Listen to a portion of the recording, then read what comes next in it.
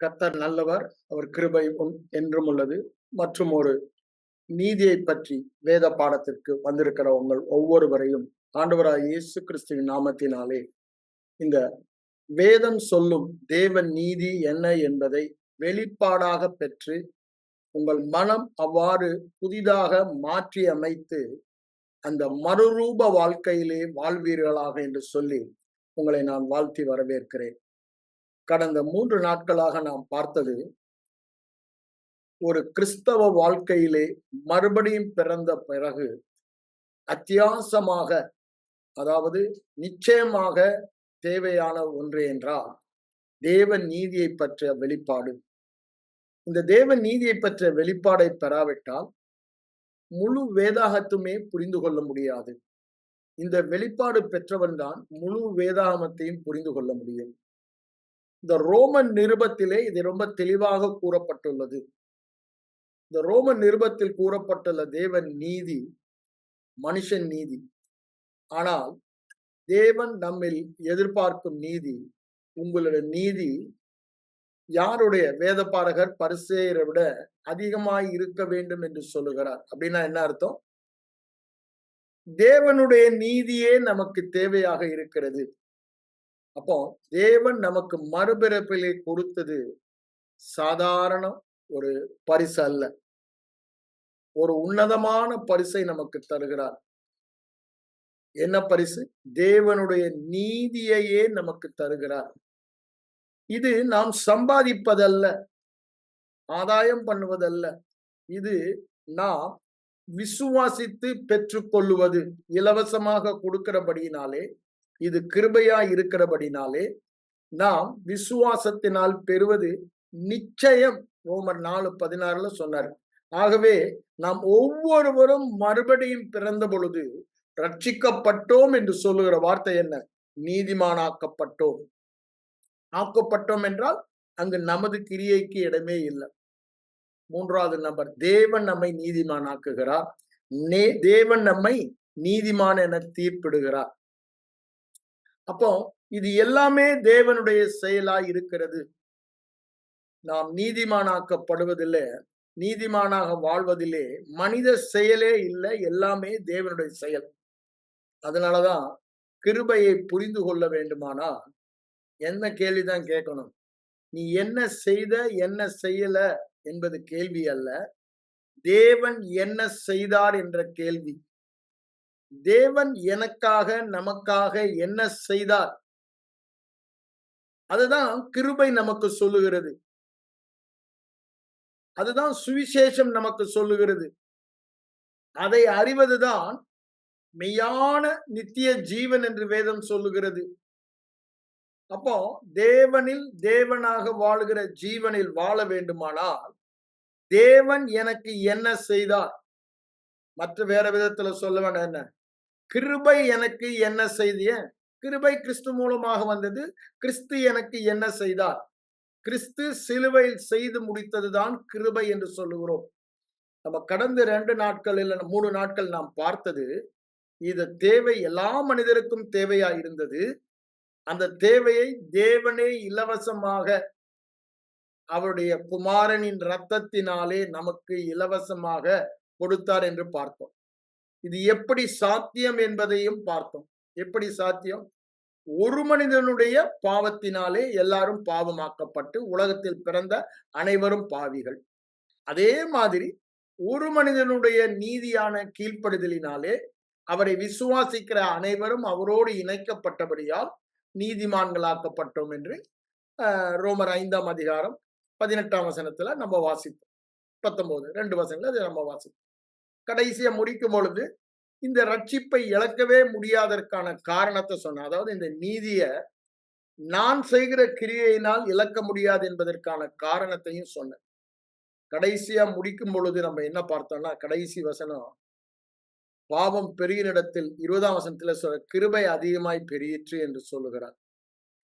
அப்போ நியாயப்பிரமாணம் வந்த பொழுது பாவம் பெருகினது, பாவம் பெருகின பொழுது கிருபை பெருகினது. இந்த 2 வல்லமையில கிருபையின் வல்லமை மிக மிக மிக பெரிய வல்லமை. ஆகவே பாவத்தின் வல்லமையை மேற்கொண்டது என்று சொல்லுவோம். இதுதான் யாக்கோபுன்னு சொல்றாரு. யாக்கோபு 4ஆம் அதிகாரம் 4லிருந்து 6ல சொல்லும்போது, அவர் நம்மேல் வைராக்கியம் வாஞ்சம் உள்ளவராய், யார்? பரிசுத்த ஆவியானவர் நமக்குள் வாசம் பண்ணுகிறவர். அதிகமான கிருபை அளிக்கிற எதற்கு? நம்முடைய பலவீனங்களை அல்லது இன்னொரு வாதம் இயலாமையை, நம்முடைய இயலாமையை அவர் இயலத்தக்கதாக, முடியாததை முடியத்தக்கதாக, ஆவியானவருடைய பலன், அது கிருபையின் ஆவியானுடைய பலன், கிருபை என்று வேதம் சொல்லுகிறது. கிருபை அதிக பலவான். அப்போ இந்த பாவத்தின் பலனை விட அதிக பலன் கிருபையின் பலன். அந்த பலன் வந்தபடியினாலே இப்ப என்ன ஆயிடுச்சா? நீதியும் ஜீவனும் ஆண்டு கொண்டது என்று சொல்லி அந்த அதிகாரத்தை முடிப்பதை பார்க்கிறோம். இப்படி அவர் சொன்னனால உடனடியாக மனித எண்ணங்களிலே தோன்றுது என்ன? ஏன் கிரியையினால அல்லவே இல்லை. இயேசு செய்த கிரியையினாலதான் நான் பரிசுத்தவான், நீதிமான். இதை இழக்கவே முடியாது. நான் எந்த தப்பு தண்டா செஞ்சாலும் என்னுடைய கிரியையினால் இழக்க முடியாது. ஏன்னா இது இயேசுவின் கிரியை, இயேசுவின் நீதி, இது இலவசம் அப்படின்னு சொல்றபடினால நான் எப்படி வேண்டுமானாலும் வாழலாமா? அததான் பாவத்தில் நிலைத்து இருக்கலாமான்ற ஒரு கேள்வி வருது. இது மூளை அறிவு, பகுத்தறிவு கொடுக்கிற கேள்வி. ஏன்? நியாயப்பிரமாணத்தை மேற்கொண்டு பாவத்தை மேற்கொள்கிற கிருபை நமக்கு கொடுக்கப்பட்டது. அப்போ இந்த கிருபைக்கு கீழே நாம் வாழுகிறபடினால, கிருபையினால நீதிமான் ஆகிறபடினால, கிருபையின் நீதியை இழக்கவே முடியாது, நித்தியம் வரை இது நமக்கு உதவுன்னு சொல்றபடினால, நம்ம எப்படி வாழ்ந்தாலும் நீதிமான் தானே. அப்ப மனம் போல, இஷ்டம் போல பாவத்தில் வாழலாமான்னு ஒரு கேள்வி வருது. ஆனா பவுலுடைய மனப்பான்மை அங்க பாருங்க. அந்த கேள்வியை குறித்து அவர் ஆச்சரியப்படுகிறார். கூடாதே என்று சொல்லிவிட்டு, அது கூடாத காரியம், அது நடக்க முடியாத காரியம். ஏன்? அததான் 2ஆம் வசனத்துல சொல்றார். ஏன் என்று, நாம் இப்பொழுது யாரு? பாவத்திற்கு மரித்தவர்கள் என்று சொல்லுகிறார். பாவத்துக்கு மரித்தல் என்ன? பாவ ஸ்பாவத்துக்கு மரித்தவர்கள் என்று சொல்லுகிறார். பாவ ஸ்பாவத்துக்கே மரித்து நீங்க தொடர்ந்து பாவத்துல வாழ முடியுமா? இன்னொரு விதத்துல என்ன சொல்றாரு? நீங்க பாவத்தின் எல்லையிலிருந்து நீதியின் எல்லைக்கு மாற்றப்பட்டுட்டீங்க.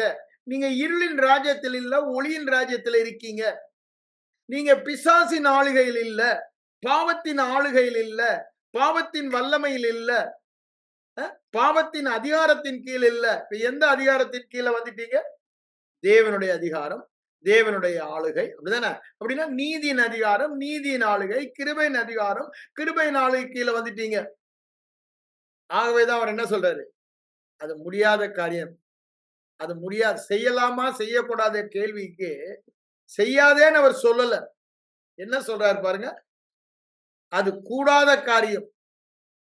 It is not possible. ஏன்? You cannot go back to that area. எப்போ? நீங்க இப்ப இருக்கிறது கிறிஸ்துவுக்குள், திரும்பவும் ஆதாமுக்குள்ள போக முடியாது. நான் ஏற்கனவே சொன்னேன். மனுஷன் உலகத்துல தாயின் தகப்பன் மூலமாக பிறப்பதனால் மாத்திரம் ஆதாமுக்குள் பிறந்து பாவத்தின் எல்லைக்குள் செல்ல முடியும். அப்படின்னா என்ன? பாவ ஸ்பாவத்தை பெற்றுக்கொள்ள முடியும்.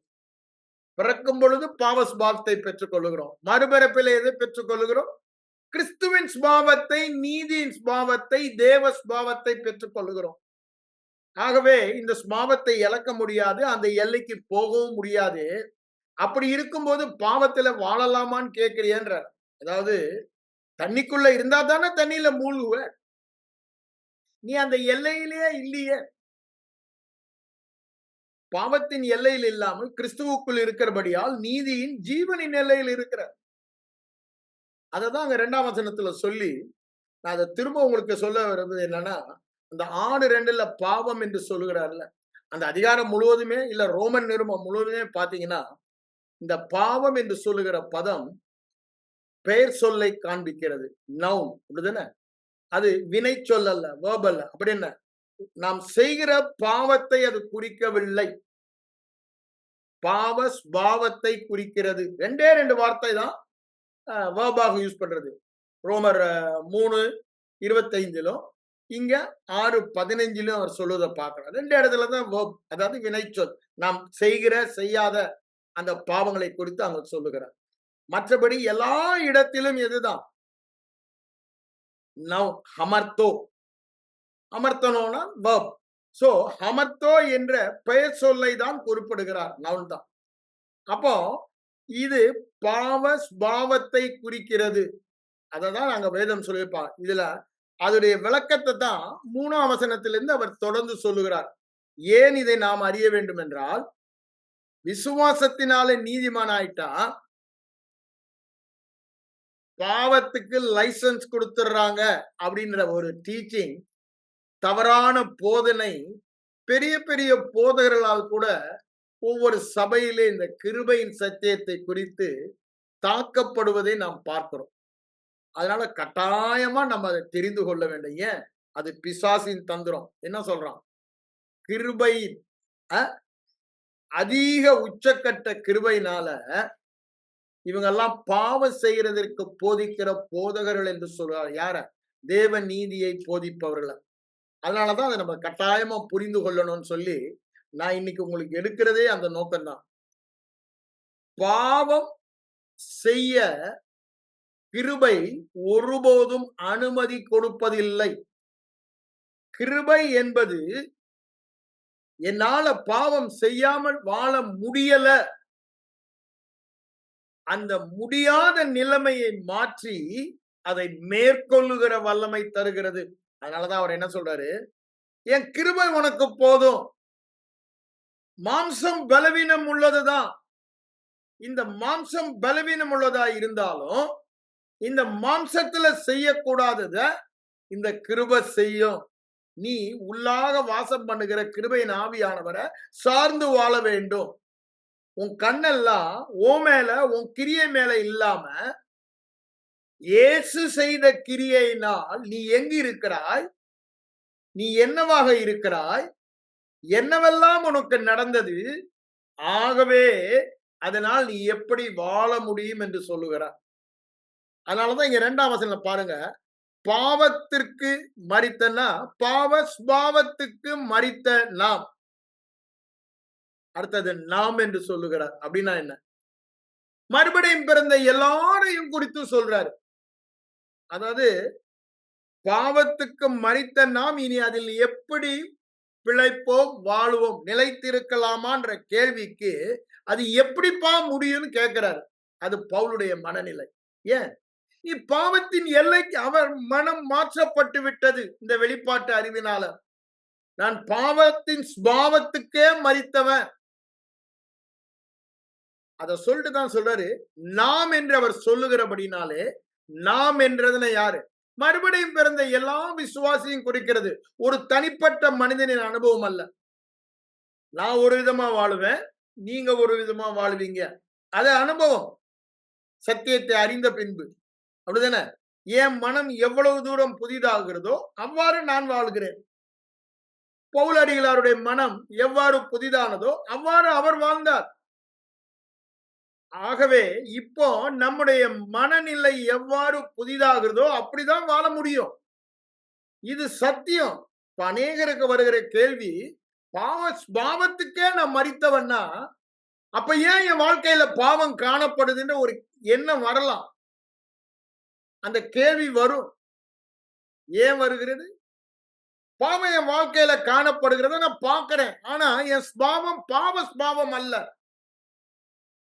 பாவத்திற்கு காரணமான பாவ ஸ்பாவம் மரித்தது என்று வேதவசனம் சொல்லுது. அப்ப ஏன் பாவம் காண என்ன வரலாம்? அதுக்கு என்ன பதில்? என்ன? மனம் மாற்றப்படவில்லை. மனம் புதிதாக மாற்றப்படாத வரைக்கும் பழைய வாழ்க்கை, வித்தியாசம் இல்லாத வாழ்க்கை தான் வாழ்வோம். அதனாலதான் இங்க சொல்றாரு, நாம் என்று சொல்லும் பொழுது மறுபடியும் பிறந்த எல்லாருமே, மறுபடியும் பிறந்த சிலர் சத்தியத்தை கேட்டு விசுவாசித்து தியானித்து மனதின் எண்ணங்களை மாற்றி மேற்கொள்ளுகிற வாழ்க்கை வாழலாம். ஒருத்தர் வாழலாம், ஒருத்தர் அது எல்லாருக்கும் சமமா இருக்க முடியாது. ஏன்? ஒவ்வொருத்தர் வேதத்தை தியானிக்கிறதுக்கு டைம் எடுப்பாங்க, சில பேர் எடுக்க மாட்டாங்க. சில பேர் அதை விசுவாசிப்பாங்க. இது நான் பாவத்தின் சுபாவத்திற்கு மரித்தவன். சில பேர் விசுவாசிக்க மாட்டாங்க. அப்போ உன் விசுவாசத்தின்படிதான் உனக்கு ஆகும். நீ என்ன நினைக்கிறியோ அப்படிதான் நீ வாழ்வ. நீதிமொழியில் 23:7 மாறாதது. அவன் தான் பாவத்து சுபாவத்துக்கு மரித்தவன். என் பழைய மனிதன் பாவ சுபாவ மனிதன். அவன் இயேசு கிறிஸ்துவோடு அதுதான் சொல்றாரு. 4ல இருந்து வரிசையா சொல்லிட்டு வர்றாரு. 3ல இருந்து இணைக்கப்பட்டபடினாலே. எப்படி இணைக்கப்பட்டோம்? 3ஆம் வசனத்துல சொல்றாரு. ஞான ஸ்நானத்தினாலே. தண்ணீர் ஞான ஸ்நானமா? இல்ல. என்ன ஞான ஸ்நானம்? 1 கொரிந்தியர் 12:3ல சொல்லல. ஆவியானவராலே இயேசு கிறிஸ்துவின் சரீரத்திற்குள்ளாக நாம் ஞான ஸ்நானம் பண்ணப்பட்டோம். அப்படின்னு என்ன? அவருக்குள்ளாக இணைக்கப்பட்டோம். அப்போ அவரை பற்றிய உண்மை எல்லாம் நம்மை பற்றிய உண்மை. அவர் மரித்தது எதற்கு மரித்தாரு? என் பாவம் உங்க பாவம் எல்லாம் சுமத்தப்பட்டபடினால பாவத்திற்கென்று ஒரே தரம் அவர் மரித்தார். 9-10 வசனத்துல அவர் சொல்றாரு. அதை எக்ஸ்பிளைன் பண்ணும் பொழுது அப்போ அவரோடு கூட நான் இணைக்கப்பட்டபடினால நானும் பாவத்திற்கென்று மரித்தவன். அதைதான் அவர் ஃபுல்லா இங்க சொல்லிட்டு வர்றாரு. அதை சொல்லிட்டு வரும்போது 6ஆம் வசனத்துல என்ன சொல்றாரு பாருங்க. இந்த பாவத்திற்கு நாம் மரித்தபடினாலே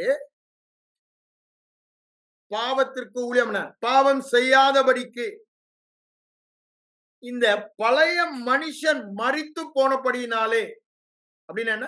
பாவம் செயலிழந்து போனது. அதான் இங்க சொல்றாரு. பழைய மனுஷன் அவரோடு சிலுவையில் அறையப்பட்டு மரித்து அடக்கம் பண்ணப்பட்டான். அப்படித்தானே சொல்றாரு 4ஆம் வசனத்துல. புதிதான ஜீவன் உள்ளவர்களாய் வாழும்படிக்கு 2 காரியங்களை சொல்றாரு. அவரோடு நாம் இணைக்கப்பட்டோம் பரிசுத்த ஆவியானுடைய ஞான ஸ்நானத்தினால. அதனால 2 காரியம் நமக்கு நடந்தது. அவரோடு மரித்து அடக்கம் பண்ணப்பட்டோம்.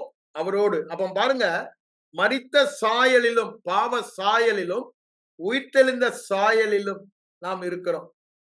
எதிர்மறையாக பாவத்திற்கு மரித்தவர்கள், ஆகவே பாவம் செய்ய முடியாது அப்படின்னு பாவ சுபாவத்திற்கு மரித்தவர்கள், ஆகவே தொடர்ந்து பாவத்தில் வாழ முடியாது. உடனே நினைக்கலாம் பாவம் செய்யறமே காரணம் என்னன்னா அதை நான் சொல்லிட்டேன். மனம் பாவமே செய்ய முடியாது என்று அவர் சொல்லல. எப்படி தொடர்ந்து அதில் நிலை நிற்கலாம் அப்படின்னு தொடர்ந்து எப்படி பாவத்தில் நீங்கள் வாழலாம். அதாவது பாவம் செய்கிறது வேற, பாவத்திலேயே மூழ்கி பண்ணி மாதிரி மூழ்கி கிடக்கிறது வேற. இப்ப புதிய சுபாவம் என்ன அவ்வாறு அலோவ் பண்ணாது. அததான் இங்க சொல்ல வருகிறார். அதுதான் பாவத்தினுடைய வல்லமை அல்லது இந்த பொட்டன்சி திறமை இழந்து போனதற்கு காரணம். 6ஆம் வசனம் சொல்றாரு அறியீர்களான்றாரு. 4ஆம் வசனத்திலையும் சொல்றாரு நாம அடக்கம் பண்ணப்பட்டோம் என்பதை அறியீர்களான்றாரு. அப்ப எல்லாமே நாம் அறிய வேண்டிய சத்தியம் அப்படின்னா வெளிப்பாடாக. பழைய மனிதன் மரித்தான் அப்படின்னா பழைய பாவ சுபாவம் என்னில் இல்லை. ஒரு காரியத்தை ரொம்ப போட்டு நீங்க மண்டைய குழப்ப வேணாம். ஒரே ஒரு காரியத்தை மனதில் வச்சு 2 சுபாவமும் என்னிடத்தில் இல்ல. இன்னைக்கு அதை தான் போதிக்கிறாங்க. என்ன போதிக்கிறாங்க? பழைய சுபாவம் இருக்கு, புது சுபாவம். ஆண்டவர் அப்படி செய்யவே இல்லை. He done a perfect job. பழையதை எடுத்து புதியதை தந்து விட்டார். பழைய மனிதன் மரித்து புது மனிதன் எழுந்து விட்டார். இந்த புது மனிதன் கிறிஸ்துவாய் இருக்கிறான்னா கிறிஸ்துவின் சுபாவமாய் இருக்கிறது. பழைய சுபாவம் பிசாசின் சுபாவம் எடுக்கப்பட்டது, நீக்கப்பட்டது, மரித்து போனது, ஒழிக்கப்பட்டதுன்றார். அது நல்ல. அப்போ என்னுடைய சுபாவம் என்ன? தேவனுடைய சுபாவம், நீதியின் சுபாவம். தேவனுடைய சுபாவம் அப்படித்தானே சொல்றாரு 2 பேதுரு 1ஆம் அதிகாரம் 3-4 வசனத்தை நீங்க அங்க வாசித்து பாருங்க. பழைய சுபாவம் பிசாசின் சுபாவம் என்பதை எபேசியர் 2ஆம் அதிகாரத்துல 3-4 வசனங்களை நம்ம அதை வாசிக்கலாம். அப்ப பாருங்க, தெளிவாக நமக்கு அறிந்து கொள்ள வேண்டிய வெளிப்பாடாக அறிய வேண்டிய சத்தியம்,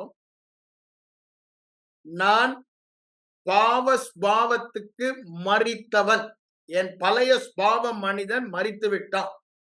இதுக்கு ஏன் இல்ல பழைய சுபாவமும் புதிய சுபாவமும் இல்ல.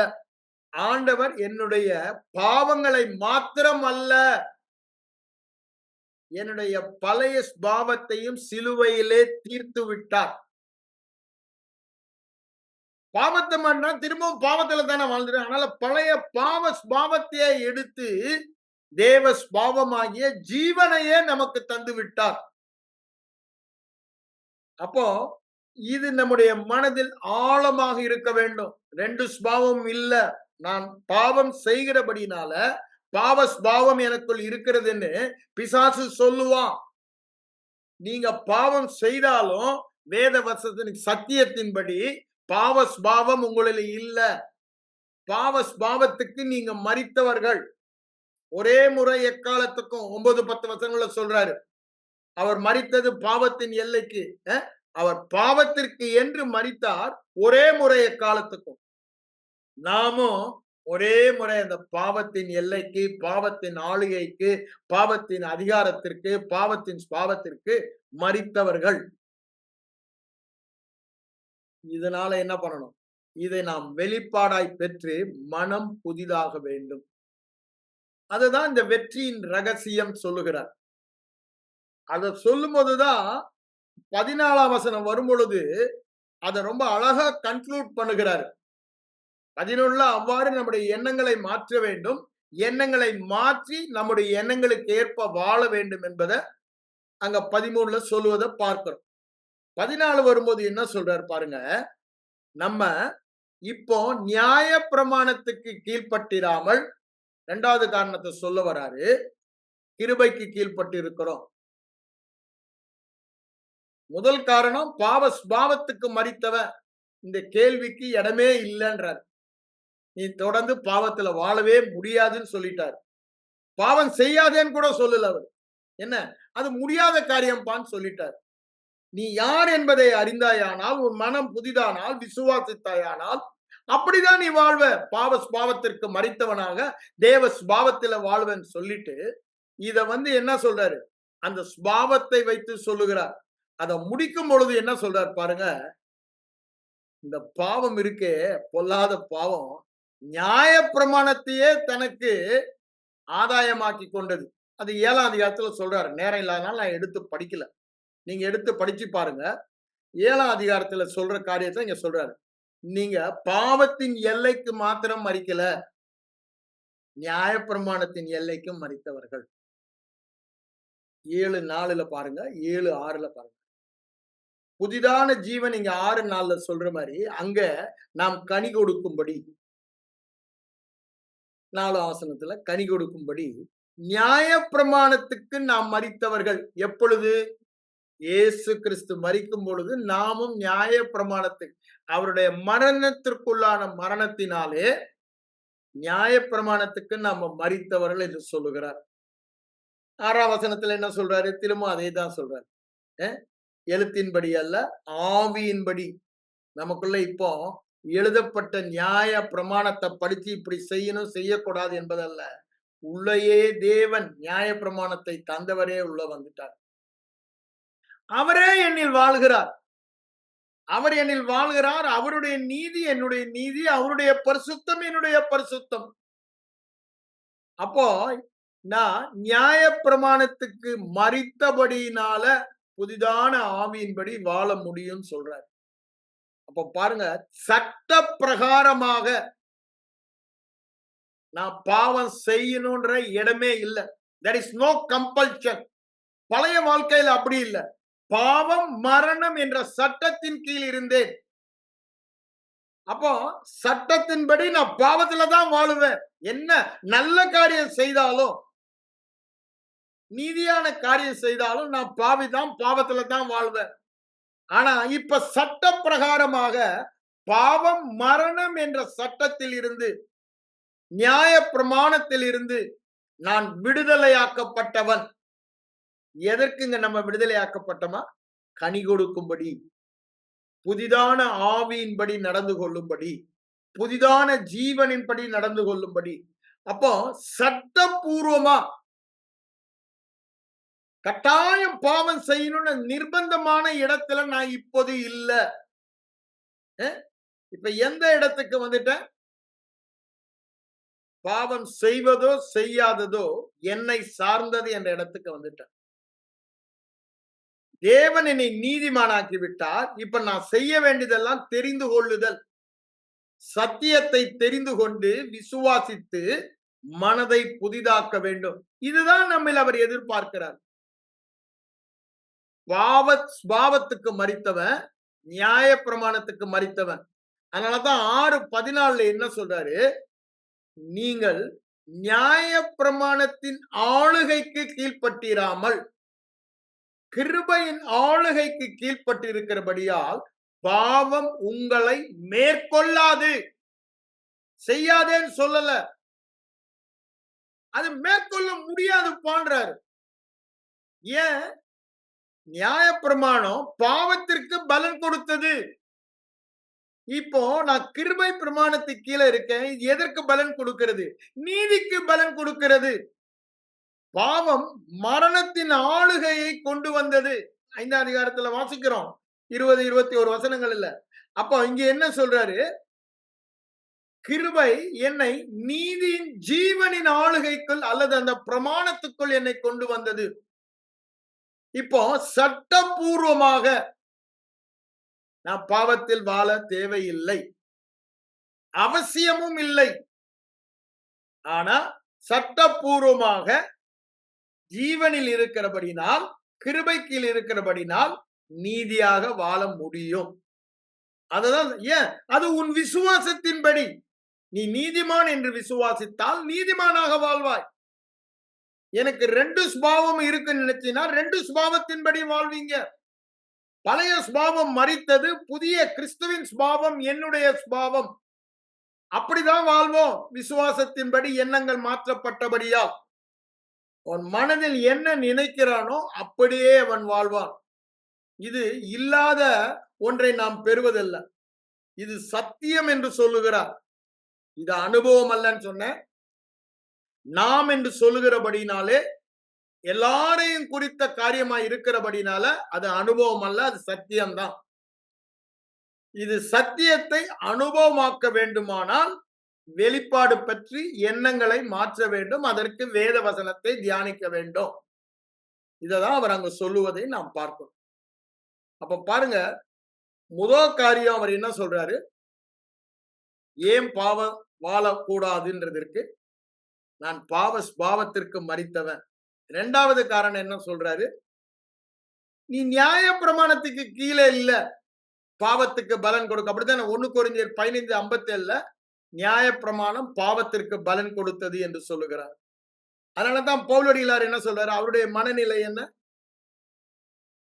கலாத்தியர் 2:19 நான் தேவனுக்கு என்று பிழைக்கும்படி பாவத்திற்கு மரித்தவன். அதேதான் கலாத்தியர் 5:18 சொல்லுவதை நம்ம பார்க்கிறோம். 2 ஒன்றுக்கு ஒன்று விரோதமாக இச்சிக்கிறதுன்னு சொல்லிட்டு அடுத்த வசனத்துல என்ன சொல்றாரு? 18 நான் நியாய பிரமாணத்துக்கு மரித்தேன். அப்போ இப்போ பாவத்துக்கு பலன் கொடுக்கிற நியாய பிரமாணத்தின் எல்லைக்கே மரித்தவன் எந்த எல்லையில இருக்க?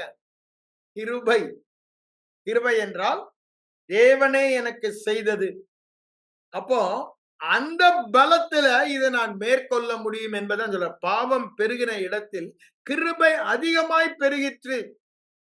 நம்மில் வாசம் செய்கிற ஆவியானவர், கிருபையின் ஆவியானவர் வைராக்கிய வாஞ்சை உள்ளவராய் இருக்கிறார். அதிகமான கிருபை அளிக்கிறார். எதற்கு?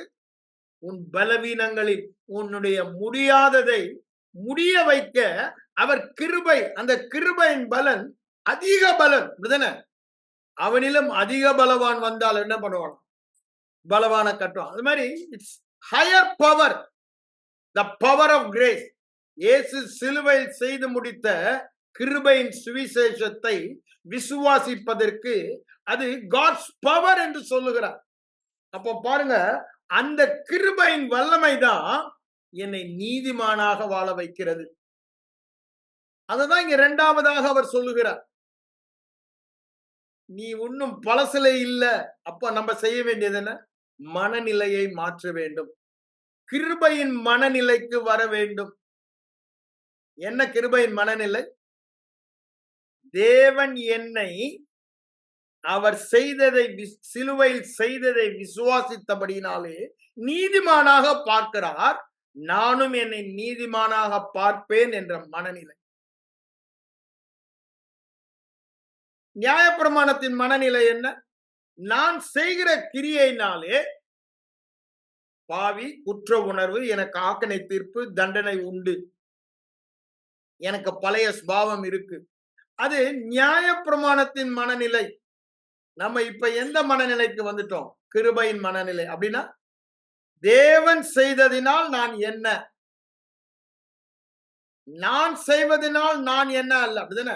நான் செய்வதை அல்ல, தேவன் செய்வதையே மனதிலே போக்கஸ் பண்ணுகிறதா கிருபையின் மனநிலை.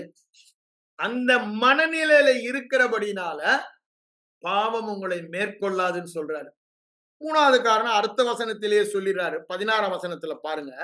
அவர் ஏன் பாவத்தை நிலை நிற்க முடியாது? அந்த இடத்துல மூணாவது காரணம் 16ஆம் வசனத்தை வாசிக்கிறவங்களுக்கு, மரணத்துக்கு ஏதுவான பாவத்துக்கானாலும் நீதிக்கு ஏதுவான கீழ்ப்படுதலுக்கானாலும் எதற்கு கீழ்ப்படியும்படி உங்களை அடிமைகளாக 13ஆம் வசனத்தை சொன்னாதான் திரும்பவும் சொல்றாரு, ஒப்பு கொடுக்கிறீர்களோ அதற்கே கீழ்ப்படியா. இப்ப நீதிக்கு ஒப்பு கொடுத்தீங்கன்னா நீதிக்கு அடிமை, பாவத்துக்கு ஒப்பு கொடுத்தீங்கன்னா பாவத்துக்கு அடிமை. அப்படின்னா என்ன?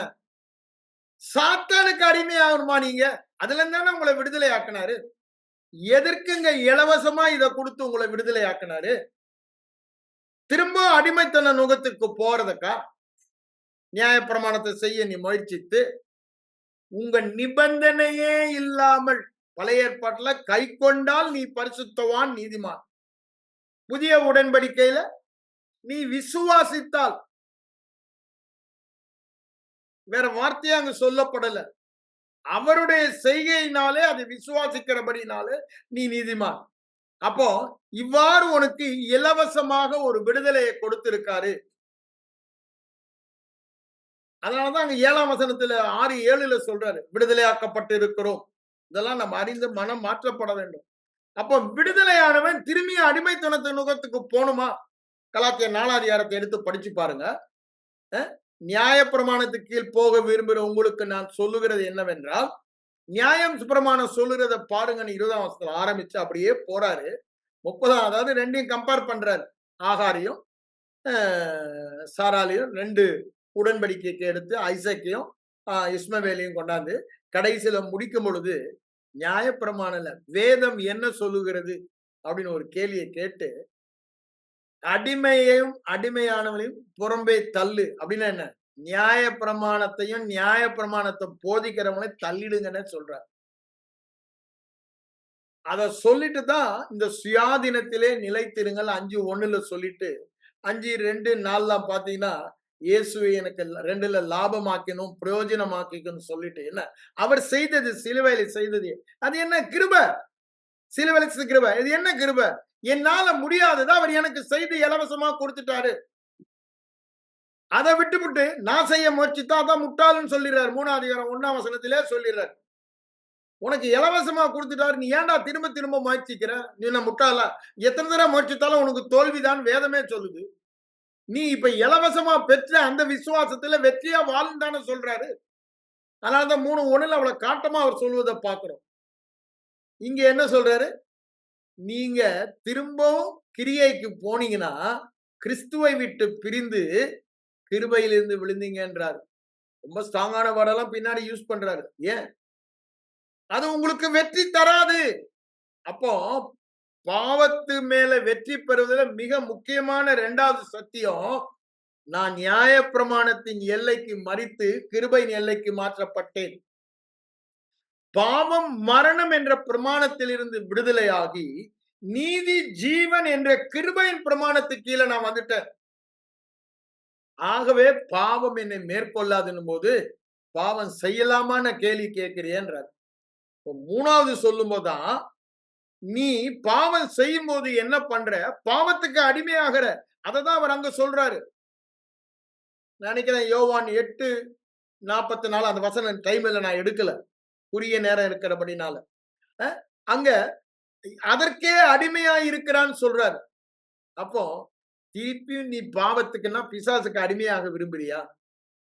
நீ இருக்கிற எல்லையில இருந்து நீ பிசாசின் அடிமையாக பாவம் செய்வாயானால் அவன் உன் மேல ஒரு அதிகாரத்தை எடுக்கிறதுக்கு, ஆளுகை எடுக்கிறதுக்கு, நீ நியாயப்பிரமாணத்தை கைக்கொள்ள முயற்சிப்பாயானா அதை வச்சே உன்னை குற்றப்படுத்துவதற்கு அவனை ஆயுதம் தரிக்கிறது.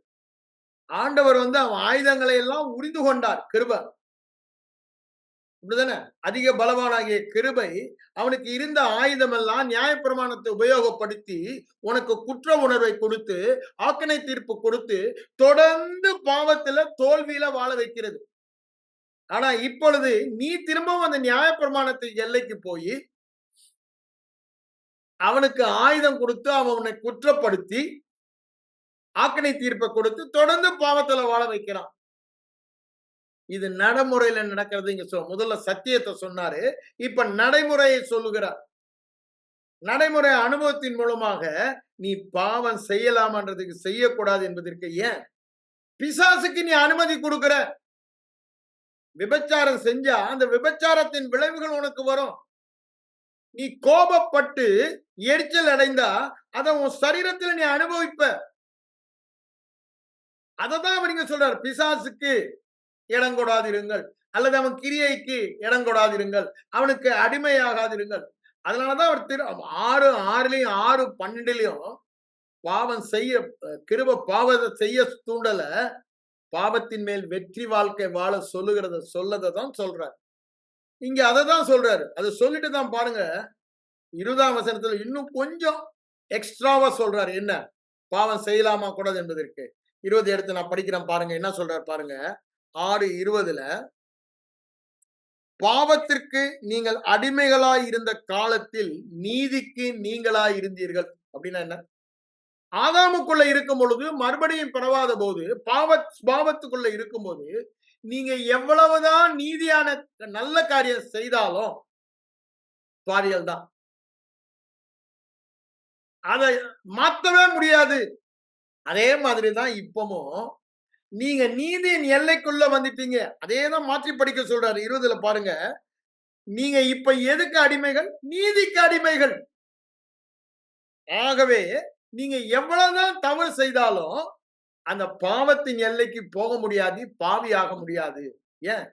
நீங்க கிறிஸ்துவுக்குள்ள இணைந்து இருக்கீங்க. கிறிஸ்துவோடு அவருடைய சுபாவம் உங்க சுபாவம், அவருடைய நீதி உங்க நீதி. இதை மாற்றவே முடியாது. அங்க எப்படி நன்மை செய்து இந்த இதை பெற முடியாதோ நீதியை, அதே மாதிரி பாவம் செய்து நீதியை இழக்க முடியாது. நீ இந்த பக்கம் வந்துட்ட, இருளில் இல்ல வெளிச்சத்தில் இருக்க. அதனாலதான் பவுல் எபேசியர்ல சொல்றார், வெளிச்சத்தின் பிள்ளைகளாய் நடந்து கொள்ளுங்கள். அததான் நம்முடைய வாழ்க்கையில அவர் சொல்றாரு. இந்த ரோமர் 12ஆம் வசனத்தில் அவர் என்ன சொல்றாரு பாருங்க, நடைமுறை ஆலோசனை தருகிறார். நான் வேகமா நடுவில் நிறைய ஸ்கிப் பண்ற காரணம் பேசிக்க மட்டும் நீங்க புரிந்து கொள்ள வேண்டும். 12:12 என்ன சொல்றாரு பாருங்க. 12:12 நம்பிக்கையிலே சந்தோஷமாயிருங்கள். எப்படிங்க சந்தோஷமா இருக்க முடியும்? சுத்திலும் உபத்திரவத்துல எப்படி நாம் சந்தோஷமா இருக்க முடியும்? உபத்திரவத்துல எப்படி பொறுமையா இருக்க முடியும்? ஜெபத்துல எப்படி உறுதியாய் கருத்திருக்க முடியும்? ஏகப்பட்ட பிரச்சனை இருந்தா. நீதிமான் என்ற விசுவாசம் இருந்தா, நீதிமானை பற்றி என்ன சொல்லுகிறது? நீதிமானுக்கு வரும் துன்பங்கள் அநேகமாயிருக்கும், அவையில் எல்லாவற்றின் தேவன். அப்போ அதுல நான் உறுதியா இருக்க முடியும், எனக்கு என்னதான் உபத்திரம் வந்தாலும். அதனால்தான் பவுல் சொல்லுகிறார் 2 கொரிந்தியர் 4:5-6 வாசிக்கும் பொழுது, எந்த பக்கம் நாங்க நெருக்கப்பட்டாலும் நாங்க நெருங்கி போவதில்லை, மனம் உடைந்து போவதில்லை, ஒளிந்து போவதில்லைன்னு சொல்ல என்ன எப்பவுமே நிற்க காரணம் என்ன? இந்த கிருபை மேலோங்கி அவைகளை எல்லாம் மேற்கொள்ளுகிறது. என்ன கிருபை? என்னை நீதிமானாக்கின கிருபை. அவருடைய மனநிலை அதான். அவர் என்ன சொல்றாரு?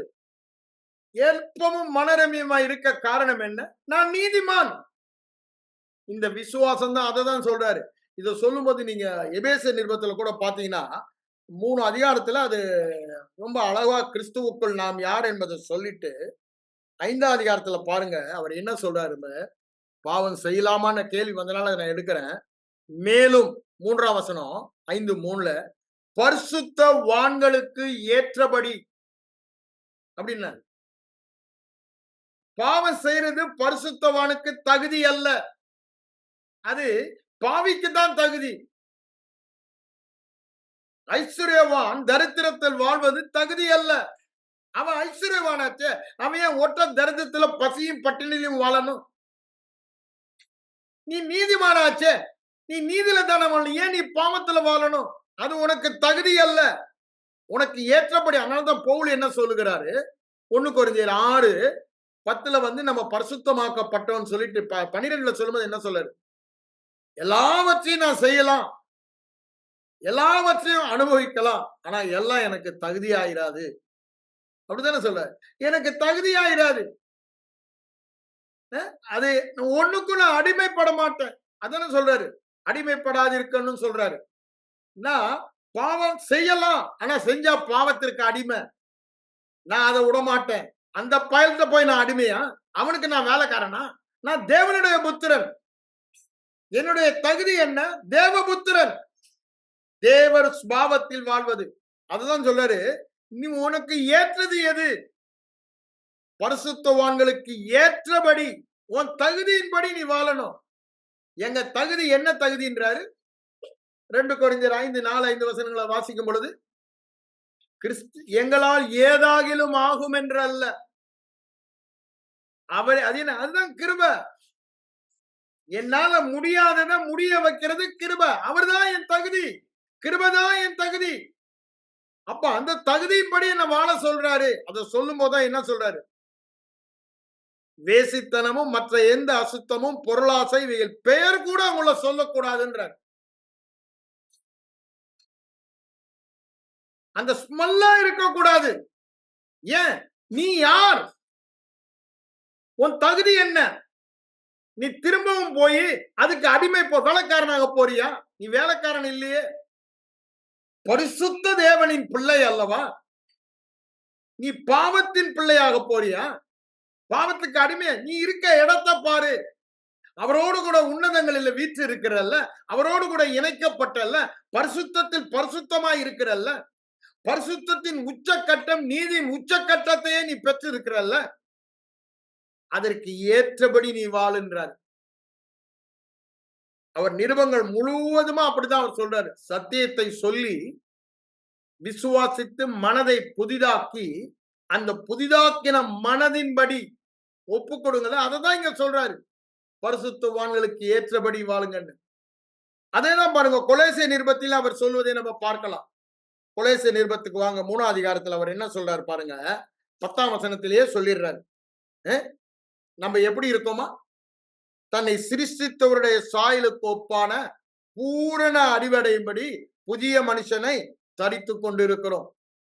அதாங்க எபேசியர் 4:24 என்ன சொல்றாரு, மெய்யான நீதியிலும் பரிசுத்தத்திலும் புதிய மனுஷனை தரித்து கொண்டிருக்கிறோம். அதுதான் சாயல், நம்முடைய ஆவி மனன் சாயல். அதுல யாருமே வித்தியாசம் இல்ல, எல்லாரிலும் எல்லாவுமாக இருப்பவர் கிறிஸ்து என்று அர்த்த வசனத்துல சொல்றாரு 11. அப்படின்னு என்ன, எல்லாருக்கும் பரிசுத்தம் கிறிஸ்துவின் பரிசுத்தம் தான், தேவனுடைய பரிசுத்தமே தேவனுடைய நீதியை சொல்லிட்டு தான் அதுக்கு அர்த்த வசனத்தை ஆகையால் நீங்க எப்படி பரிசுத்தமாக வாழ வேண்டும் என்பதை ஒண்ணு ஒண்ணா சொல்லிட்டு வர. அப்ப பாருங்க, பரிசுத்தமாய் நாம் வாழ வேண்டுமானா முதல்ல இந்த சத்தியம் நம்ம இருதயத்துல இருந்து, அதான் சொல்றாரு, என் வார்த்தைகள் உங்கள் நிலைத்திருந்தால். அப்படின்னு என்ன, இருதயத்துல பூரணமாய் வாசமாய் இருக்க வேண்டும். கொலோசியர் 3:16 சொல்றாரு. அதற்கு தியானம் தேவை. அப்போ இருதயத்துல ஆவியானவர் வெளிச்சம் கொடுக்கும் பொழுது மனதின் எண்ணத்துல பிரகாசம் வருகிறது. மனதின் எண்ணத்தை சத்தியத்தாலே கட்ட வேண்டும். அப்பதான் அந்த பிரகாசம் வருகிறது. பிரகாசம் உள்ள மனக்கண்களின்படி நாம் வாழ முடியும்.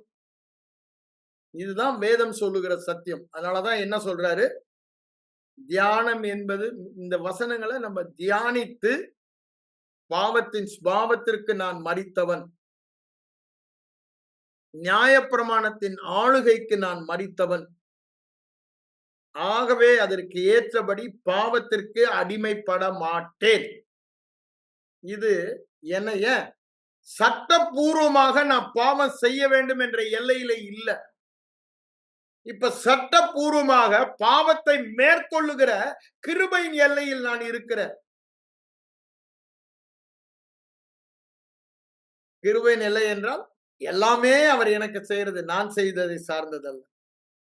கிருபை தேவனே எனக்கு செய்யறது நான் செய்வதல்ல. அந்த எல்லையில இருக்கேன். அந்த மனநிலையில இருக்கேன். அப்போ பாவம் செய்யலாமான கேள்வி இல்ல. என்ன கேள்வி? பாவத்தினால நான் இழுக்கப்படலாமா? அந்த கேள்விதான் வரலாம். ஏன்னா பாவம் எல்லாத்தையும் இழுக்க பாக்குது. அது இன்னும் உயிரோட தான் இருக்கு. ஆனா நான் தான் பாவத்துக்கு மரித்தவன். நியாயப்பிரமாணம் சட்டம் இருக்கத்தான் செய்யுது. ஆனா நான் தான் நியாயப்பிரமாணத்துக்கு மரித்தவன். அப்போ இத நான் மரிக்கணும்னு சில பேர் போதிப்போம். அது ஆண்டவர் என்ன சொல்ல, ஒரே முறை எக்காலத்துக்கும் அவரோட மரிச்சிட்டீங்க. அதையும் அவரே செய்துட்டாரு. பாவத்தையும் சுமந்துட்டாரு. பாவத்தையும் நீக்கிட்டாரு. பாவத்தின் தண்டனையை அகற்றிட்டாரு. அதோட நிறுத்திடல. He goes further one more step. பாவத்தின் ஸ்பாவத்துக்கே அவரோடு கூட மரித்து நீதியின் ஸ்பாவத்துக்கு அவரோடு கூட எழுப்பப்பட்டோம். ரெண்டுமே சொல்லிடுறார். அப்ப எதற்கு எழுப்பப்பட்டோம்? புதிதான ஜீவன் உள்ளவர்களால் நீதியின் ஸ்பாவத்தின்படி கனி கொடுக்கும்படி புதிதான ஆவியின்படி வாழ. இப்போ இந்த சத்தியத்தால பாவ ஸ்பாவத்துக்கு மரித்தவன் நியாய பிரமாணத்துக்கு மரித்தவன். நியாய பிரமாணத்தை பத்தி தான் இவன் நியாய பிரமாணத்துக்கு மரித்திரன்னு சொன்னதான் உங்களுக்கு அதை ஃபுல்லா 7ஆம் அதிகாரத்துல கிளாரிஃபை பண்றாரு. நீங்க அதை படித்து பாருங்க. அந்த நிர்பந்தமான மனுஷர் முடிச்சிட்டு 8ல ஆரம்பிக்கும் போது வெற்றி தொடியோட கிறிஸ்துவுக்குள் இருக்கிறபடினால எனக்கு நான் செய்யாத காரியங்களினால ஆக்கனை தீர்ப்பே இல்ல. இயேசு செய்த காரியம் தான் என்ன டிசைட் பண்ணிடுச்சு. நீதிமான், ஆக்கனை தீர்ப்பு இல்லை. அவருடைய நீதி எனில் பரிபூரணமாய் நிறைவேற்ற சொல்லி அந்த அதிகாரம் ஃபுல்லா வெற்றியின் அதிகாரமாக எல்லா இடங்களிலும் எப்பொழுதும் வெற்றி. ஏன்? கிருபை கீழே இருக்க. முற்றுமுடிய ஜெயம் கொள்ளுகிறோம். ஒன்றும் என்னை பிரிக்க முடியாதுன்னு முடிக்கிறார். நன்றாக நாம் தெரிந்து கொள்ள வேண்டும். சத்தியத்தையும் அறிவீர்கள், சத்தியம் உங்களை விடுதலையாக்கும். என்னுடைய வசனமே சத்தியம் என்று சொல்லுகிறார். அப்போ நம்மை வெற்றியாக என்ன சொல்றேன்? பரிசுத்தமாக நீதியாக வாழ வைப்பது எதுங்க? சத்தியத்தினால் மனம் புதிதாக. சத்தியம் என்றால் தேவனுடைய உண்மை. அதுதானே இப்ப வாசித்தோம். பாவ சுபாவத்துக்கு மரித்தவன் என்பது தேவனுடைய உண்மை. அதை என் அனுபவமாக்க நான் அதை அறிய வேண்டும். மனம் மாற்றப்பட வேண்டும். அவ்வாறு ஜீவ பலியாக என் சரீரத்தை ஒப்பு கொடுக்க வேண்டும் என்று சொல்லுகிறார். எதற்கு நம்ம ஒப்பு கொடுக்கிறோமோ அதற்கு அடிமைன்ற. நீ இப்ப இருக்கிற எல்லைய பாரு. நீ தப்பு செய்தா கூட அந்த எல்லைக்கு போகவே முடியாது. 20ஆம் வசனம் சொல்றாரு. இதை சொல்லிதான் கடைசியா என்ன சொல்றாரு? பாவத்தின் சம்பளம் மரணம்.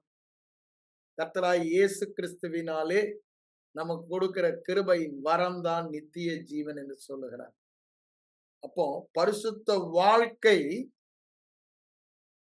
நீதியான வாழ்க்கை, நாம் யார், எங்கு இருக்கிறோம், என்ன நடந்தது என்பதை விசுவாசிப்பதனால் வருகிறது என்று சொல்லுகிறார்.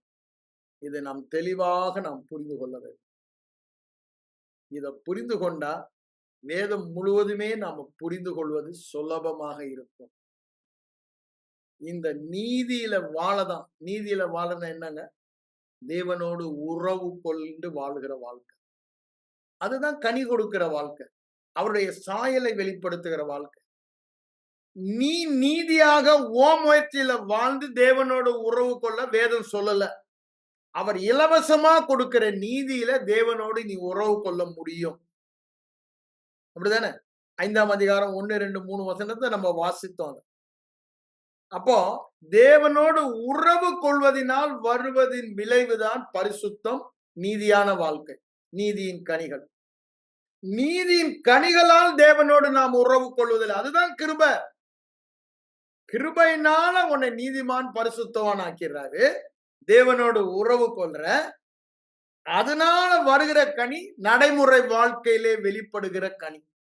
பரிசுத்தத்தின் கனி, நீதியின் கனி. இதுதான் கிறிஸ்தவ வாழ்க்கையின் அடிப்படை சத்தியம். இந்த சத்தியத்தினாலே நான் என்னுடைய செய்கையினால நல்லவனா இருந்தா தேவனோட உறவு கொள்ள முடியும் அப்படின்றத எடுத்து போடணும். கிறிஸ்துவனுடைய செயலினால அவர் என்னை நல்லவனாக்கி தேவன் என்னை ஏற்றுக்கொண்டார். நான் செய்கிற கிரியையினால் அல்ல, அவர் கிறிஸ்து செய்த கிரியையினால நீதிமான் நல்லவனாக ஏற்றுக்கொண்டார். அவர் நல்லவனாக ஏற்றுக்கொண்டபடியால் அவரோடு நான் எப்பொழுதும் உறவு கொள்ளுகிறேன். அந்த உறவினால் வருகிறதா எல்லா பலாபலன்களும். நான் வேத வாசிக்கிறதுனால, ஜெபிக்கிறதுனால, உபவாசிக்கிறதுனால, இன்னும் சொல்ல போனா விசுவாசிக்கிறதுனால இல்லைங்க, எல்லாமே அவர் கொடுத்த கிருபைதான். அந்த கிருபையினாலதான் தேவனோடு உறவு கொள்றோம். அந்த விளைவினாலதான் தேவனோடு நேரம் செலவழிக்கிறோம். எல்லாமே கிருபை என்று வேதம் சொல்லுகிறது. எதற்கு எல்லாமே கிருபை? அவருடைய சாயலை வெளிப்படுத்த. அதனாலதான் வேதம் என்ன சொல்லுது? கிருபா பாத்திரங்கள். எதற்கு? தேவனுடைய மகிமையின் சாயலை வெளிப்படுத்த, தேவனால் தெரிந்து கொள்ளப்பட்ட வெறும் பாத்திரம். கிருபை, அந்த கிருபையின் பாத்திரமாய் இருக்கிறபடினால அந்த கிருபை தான் அந்த மகிமையை வெளிப்படுத்துகிறது. அதை நன்றாக நாம் புரிந்து கொள்ளணும். இவ்வளவு பெரிய பொக்கிஷத்தை மண்பாண்டங்களில் பெற்று இருக்கிறோம். விசேஷம் என்னங்க? அந்த கிருபை. அதனாலதான் 1 கொரிந்தியர் 15:10 என்ன சொல்றாரு? இந்த கிருபை என்ன விருதாவாக இருக்க விடையில எல்லாரை விட அதிகமாக நான் பிரயாசப்பட்டேன். இங்க சுயமுயற்சியை சொல்லல, சுயமுயற்சி தவறுன்னு சொல்லுது. இங்க என்ன சொல்றாரு? கிருபை பிரயாசப்பட்டது, நான் அல்ல. எனக்குள் இருக்கிற கிருபையே, கிறிஸ்துவே, கிறிஸ்துவின் ஆவியானவரே, மகிமையின் நம்பிக்கையா எனக்குள் இருப்பவரே, அவரே பிரயாசப்பட்டார். அந்த கிருபை தான் எல்லாருக்கும் நான் போதிக்க என்னை அழைத்தார் என்று சொல்லுகிறார். அந்த கிருபை தான் என்னோட ஊரே. இந்த கிருபையின் சுவிசேஷத்துக்காக என் உயிரையும் கொடுக்க நான் தயார் என்றார். அதுக்குதான் அவ்வளவு உபத்திரங்களை அனுபவித்தார். இந்த கிருபையின் மகிமை நம்ம புரிந்து கொண்டோமானால் நம்முடைய கிறிஸ்தவ வாழ்க்கை தேவரக வாழ்க்கையாக இருக்கும். இதுல எந்த சந்தேகம் இல்லை. நேரம் ஆயிடுச்சு. இப்போ உங்களுக்கு ஏதாவது கேள்விகள் நிச்சயமாக கேட்க வேண்டும்னு ஏதாவது கேள்வி இருந்தா நீங்க கேளுங்க. நான் போதித்த இந்த தேவ நீதி என்ற வேதத்துல நிறைய கேள்வி கேட்டா நிறைய பதிலா, இந்த நேரம் அதுக்கு கிடையாது. தேவ நீதி என்று நான் போதித்தனே இந்த 3-4 நாள்ல, அதுல உள்ள உங்களுக்கு சந்தேகம் இருந்தா இப்போ கேளுங்க. I will clarify.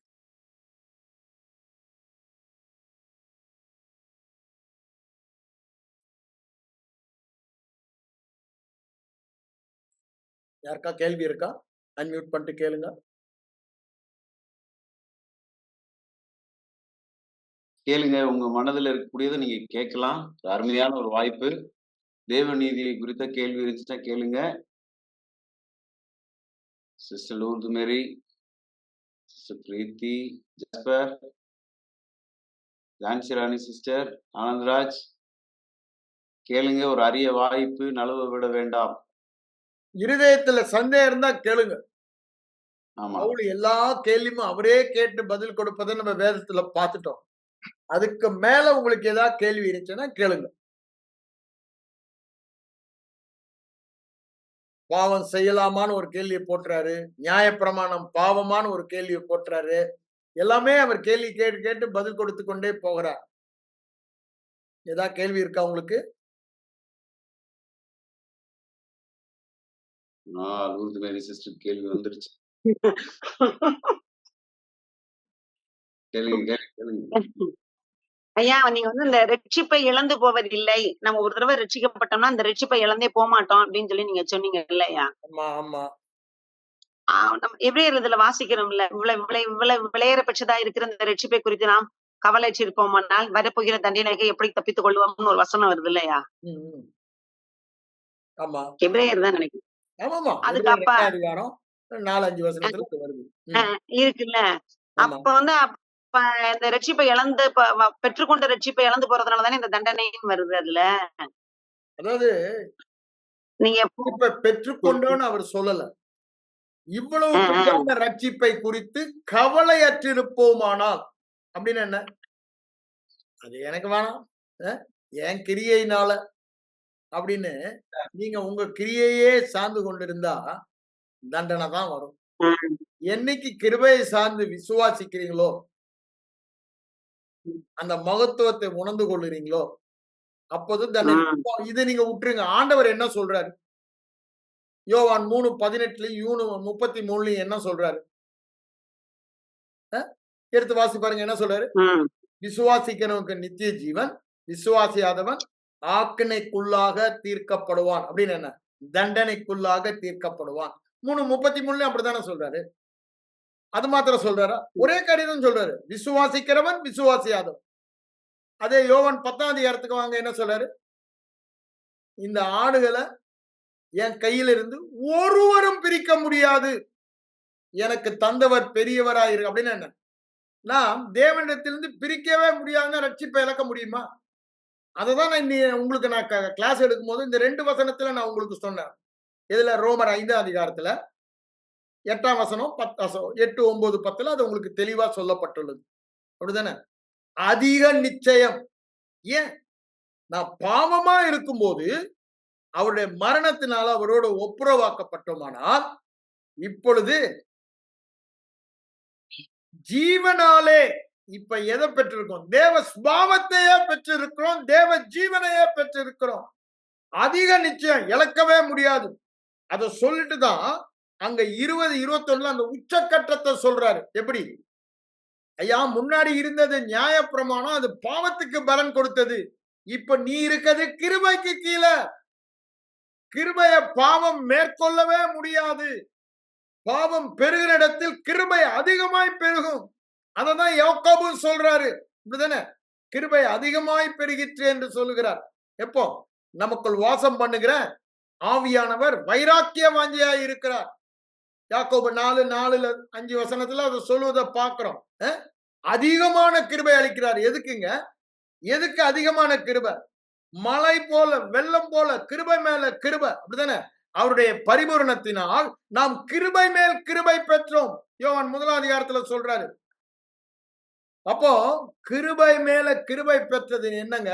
இழக்கவே முடியாது. பாவம் உன்னை மேற்கொள்ளவே முடியாது. என்ன பிரச்சனை? மனதின் எண்ணங்களை மாற்றவில்லை. அதுதான் பிரச்சனை. பாவம் ஒரு பிரச்சனை அல்ல. பாவ பிரச்சனையை ஒன்ஸ் ஃபார் ஆல் தீர்த்து கட்டிட்டாரு. இப்ப பிரச்சனை எல்லாம் மனதின் எண்ணங்களை மாற்றவில்லை. சத்தியத்தின்படி அதுதான் பிரச்சனை. என்னைக்கு உங்க இருதயத்துல வேத வசனத்தை சார்ந்து என் ரட்சிப்பை இழக்க முடியாது என்ற உறுதி பெறுறீங்களோ அந்த விசுவாசத்தின்படி வாழ்வீங்க.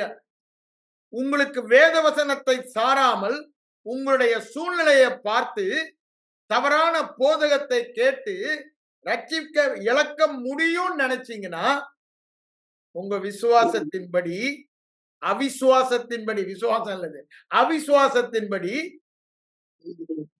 ஆமா நான் சொல்லல, உன் விசுவாசத்தின்படி உனக்கு ஆக கடவது. ஒரு மனிதன் தன் மனதில் எப்படி தன்னை பற்றி பார்க்கிறானோ நினைக்கிறானோ அப்படிதான் வாழ்வான். எப்படி பார்க்கணும், எப்படி வாழணும்? தேவன் பார்க்கிற விதமாக நான் நினைக்க வேண்டும். தேவன் பார்க்கிற விதமாக நான் என்னை பார்க்க வேண்டும். தேவன் என்னை எப்படி பார்க்கிறாரு? நித்திய நீதிமான். எபிரேயர் 5ஆம் அதிகாரத்துல சொல்றாரு, 7ஆம் அதிகாரத்துல சொல்றாரு, 9ஆம் அதிகாரத்திலையும் சொல்றாரு. நித்திய நீதி, நித்தியமான். தானியேல் தீர்க்கதரிசி அததான் தீர்க்க தரிசனமா நித்திய நீதி என்று சொல்லுகிறார். இயேசுவானவரும் அதை குறித்து சாட்சி கொடுக்கிறார். பரிசுத்த ஆவியானவர் வந்து சொல்லுவது நிருபங்கள் இல்ல. உங்கள் பாவங்களை நினையாதிருப்பேன், ஒருபோதும் நினையாதிருப்பேன். அப்போ நாம் நித்திய நீதிமான். அதனாலதான் ஒரே வசனம் சுவிசேஷம், விசுவாசத்தினாலே நீதிமான். நீதிமான் விசுவாசத்தினால் பிழைப்பான். இதுல ஒரு சந்தேகமும் இருக்கக்கூடாது. வேற ஏதாவது கேள்வி இருக்கா?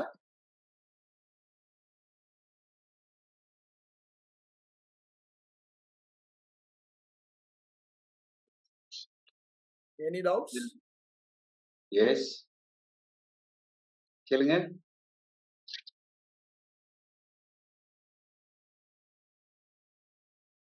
கேள்வி எதுவும் இருக்கிறதா?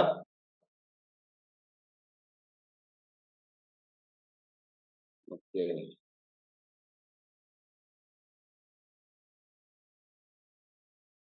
பேசலாம். தேங்க்யூ ஐயா. Thank you brother. Thank you so much. ஐயா ஆக்சுவலி 3 நாள் தான் அவங்க எடுக்கணும். ஆனா அவங்க எனக்கு ஃபோன் பண்ணி நான் இவ்வளோ ஒரு அதான் பாருங்க ஒரு ஆசிரியர், ஒரு தகப்பன் உள்ள